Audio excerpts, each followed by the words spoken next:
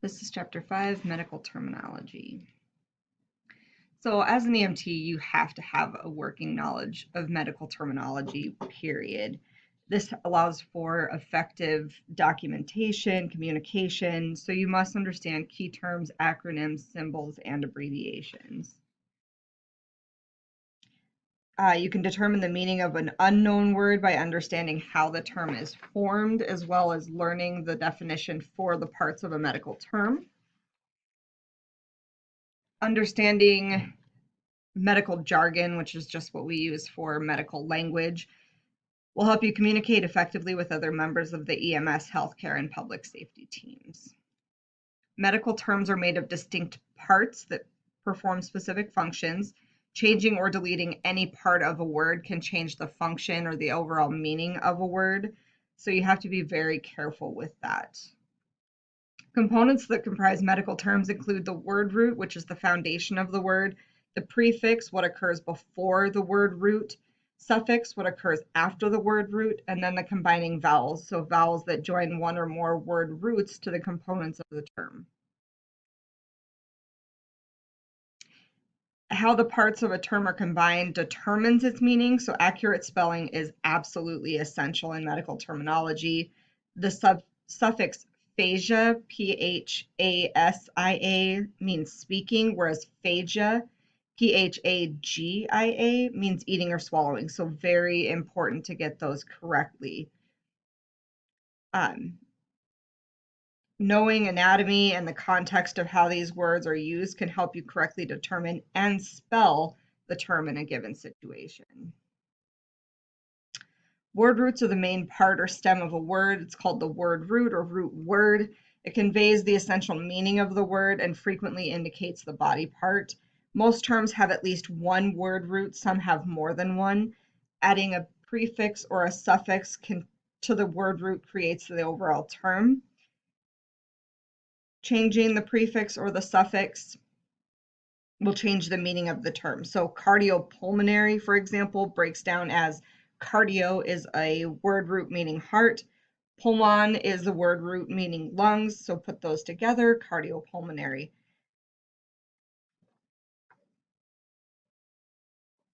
Prefixes.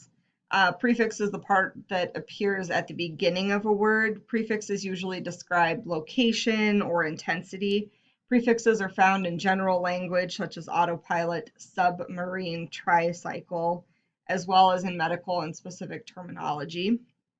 Not all medical terms have prefixes. A prefix gives the word root its specific meaning. For example, the root word "nea," P-N-E-A, you can add "a," which means without, "brady" for slow, "tacky" for rapid, to create three different terms. So you have to be very careful which one you use. By learning the commonly used medical prefixes, you can figure out the meaning of terms that may not be immediately familiar to you. Suffixes are placed at the end of words. They usually indicate a procedure, condition, disease, or part of speech. A commonly used suffix is itis, I-T-I-S, which means inflammation. When paired with the root word arthro, meaning joint, the resulting word is arthritis, which means an inflammation of the joint. Combining vowels. A combining vowel is a part of a term that connects a root word to a suffix or other word root. In most cases, there is an O. However, it may also be an I or an E. Used when joining a suffix that begins with a consonant or when joining another root word. For example, gastro plus entero plus ology means stomach, intestines, and the study of. So gastroenterology is the study of the stomach and intestines. The combining vowel helps ease the pronunciation of the term. A combining form is a combining vowel shown with a word root. So it's typically going to be gaster/o if we're talking about that. Some combining forms that are very common are cardio, gastro, hepato, arthro, osteo, pulmono. Cardio is heart, gastro is stomach, hepato is liver, arthro is joint, osteo is bone, pulmono is lungs. Word building rules. When building or taking apart a medical term, it's helpful to understand some of the basic rules. The following summarizes the rules covered thus far. So the prefix is always at the beginning of a term. However, remember that not all have a prefix. The suffix is always at the end of the term. Use a combining vowel when a suffix begins with a consonant to make pronunciation easier. And then a term with one word root, a combining vowel must be placed between the two word roots, even if the second word root begins with a vowel. Plural endings. To change a term from singular to plural, certain rules apply. Sometimes you can simply add an S. Lung becomes lungs, but some rules are a bit more complicated, unfortunately. Rules you may encounter when converting from singular to plural terms are singular words that end in A are changed to AE when plural. For example, vertebrae becomes vertebra, or vertebra, becomes vertebrae, the other way around. Singular words that end in IS change to ES when plural, so diagnosis becomes diagnoses. Singular words that begin in EX or IX are changed to ICES, so appendix becomes appendices. Words that end in on or are changed to A, so ganglion becomes ganglia, ovum becomes ova. And singular words that end in US are changed to I. So for example, bronchus becomes bronchii. Special word parts. Prefixes can also indicate numbers, colors, and positions or directions. Numbers, several prefixes are used to indicate if a term involves a number, such as half, 1, or 2. Parts or sides, for example, uni, diply, null, primi, multi, and bi. Colors, several word roots are used to describe color. For example, cyano is blue, leuco is white, erythro is red, cero, melano, there's several other terms as well. Positions and directions. Prefixes can also use to describe a position, direction, or location. So ab is away from, ad is close to, circum is around, peri is around, trans is across, epi is above, supra is above.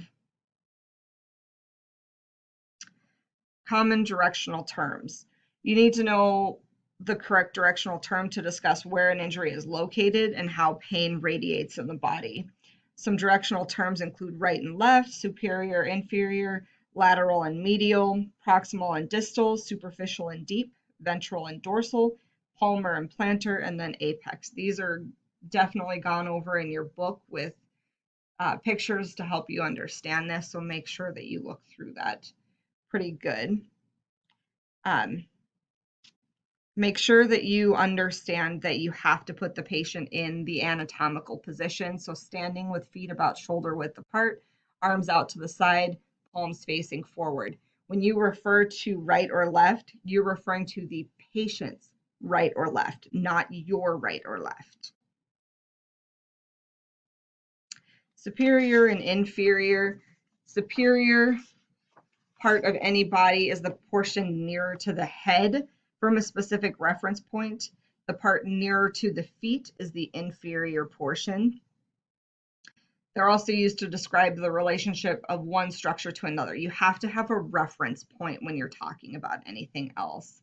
So the knee is superior to the foot, however, inferior to the pelvis. So you have to have a reference as to what you're talking about. Lateral and medial. Parts of the body that lie further from the midline are called lateral or outer structures. Typically, like just thinking about it, lateral means side. The parts that lie closer to the midline are called medial or inner structures.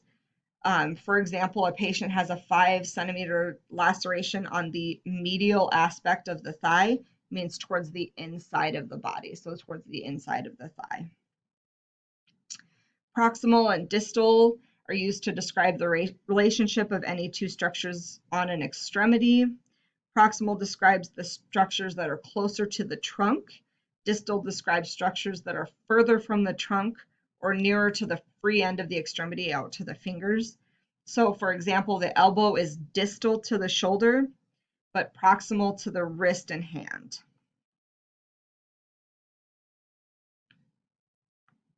Superficial and deep. Superficial means closer to or on the skin.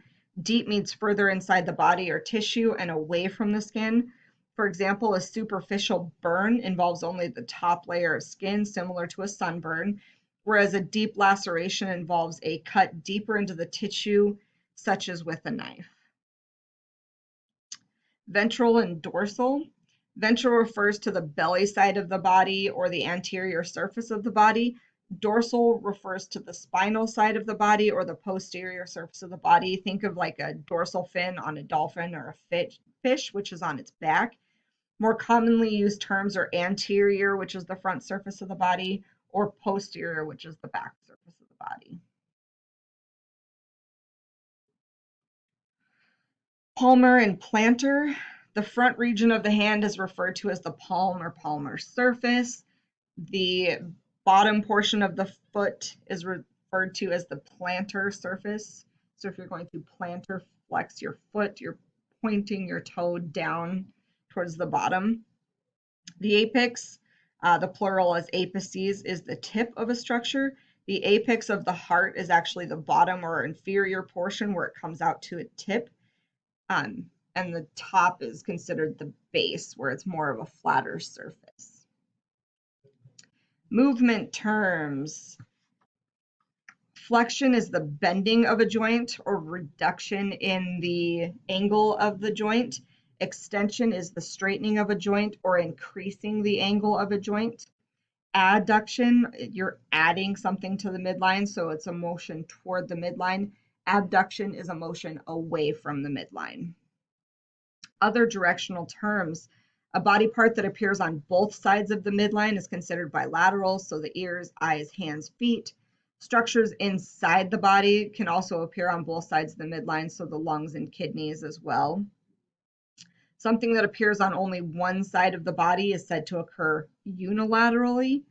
For example, unilateral chest expansion means that only one lung is expanding with inhalation. So that's if you have like a pneumothorax that's preventing one lung from inflating. You're only going to get true chest rise on one side of the lungs. As an EMT, you should be able to describe the exact location of areas of the abdomen. So the abdominal cavity is divided into 4 quadrants. I don't know why we don't have this up, but you should. Right upper quadrant, left upper quadrant, right lower quadrant, left lower quadrant. Again, this is the patient's left and right, not yours. It's important to learn all of these terms and concepts so you can describe the location of an injury or assessment findings, and use the terms properly so that other medical personnel who care for the patient will know immediately where to look or what to expect. Anatomic positions, there are several terms that are used to describe the position of a patient on your arrival or during transport to the emergency department. So prone or supine. Prone means laying face down. Supine means laying face up. Or Fowler's position, so it's semi-reclining with the head elevated, so sitting, normal. A patient in semi-Fowler position sits with the back of the stretcher at a 45-degree angle. High Fowler patient sits with the back of the stretcher at a 90-degree angle. We're going to go ahead and stop here. We'll go on in the next video.